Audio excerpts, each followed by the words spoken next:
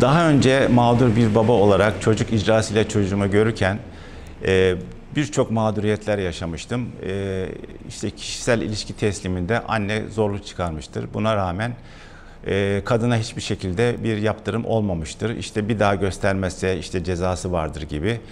Mahkeme böyle kararlar vermiştir. Oysa ki burada mağdur kimse, kadın da olabilir, erkek de olabilir. İnsan vardır burada. İnsanın mağduriyeti söz konusudur. Çocuğun âli menfaatleri adı altında babaya çocuktan daha fazla mağduriyet yaşatıyorlar. Şimdi mesela daha önceki icra uygulamasında biz ne yapıyorduk? İşte icra ile gidiyorduk. Pedagog icra eşliğinde belli bir para ödüyorduk. Adliyenin aracına belli bir para öderken şu anda onu kaldırdılar. Bu uygulamanın ilkel olduğundan bahsedildi. Doğru, ilkel bir uygulamaydı. Fakat şu anda da Adli Destek ve Mağdur Hizmetleri Müdürlüğü'ne geçti bu. Burada da hiç kimsenin henüz bu uygulamadan haberi yok. Müracaat yaptık.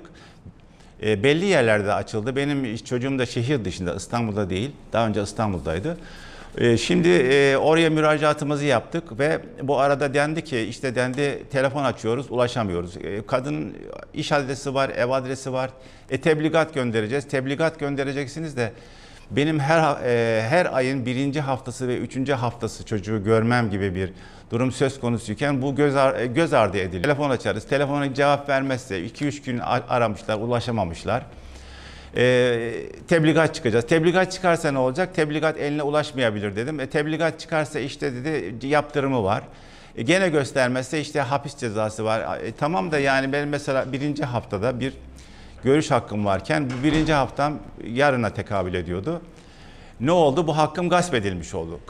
Bu nasıl bir yeni uygulama? Gene ben mağdurum. Daha evvel de mağdur oluyordum. Şimdi gene mağdur oluyorum. Burada şimdi merhamet acımak değil, acıtmamaktır. Sen erkeği veya kadını kim mağdursa buna devamlı sürekli olarak aynı cezaları, aynı şeyleri mağdura yaşattırıyorsan o zaman nerede bunun insan hakları? Nerede kaldı bu? Bu uygulama eğer adil ve daha faydalı yeni bir uygulamaysa daha güzel bir şekilde işletilmesi niye yapılmıyor?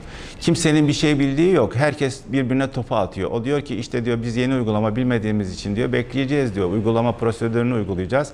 Tamam uygulayacaksın da ne zaman uygulayacaksın? Ben mesela 1. ve 3. hafta göremediğim zaman öbür aya sarkıyor. Eskiden icra yoluyla bir şekilde görüyordum zaten. Şu anda onu da göremiyorum. Çünkü polis kuvvetleri kalktı. Hiçbir şekilde savcılık müdahale edemiyor. Sadece sonuca göre işlem yapılacakmış ama ne işlemi yapılacak o da belli değil. İşte yaptırımı var. Ne yaptırımı var? İşte tebligat gittikten sonra gene göstermezse efendim ben şikayetçi olursam ben zaten dilekçe verdim, şikayetçi oluyorum. 10 yıldır ben mağdurum. Çocuğumu göremiyorum diye zaten ben dilekçeyi vermişim.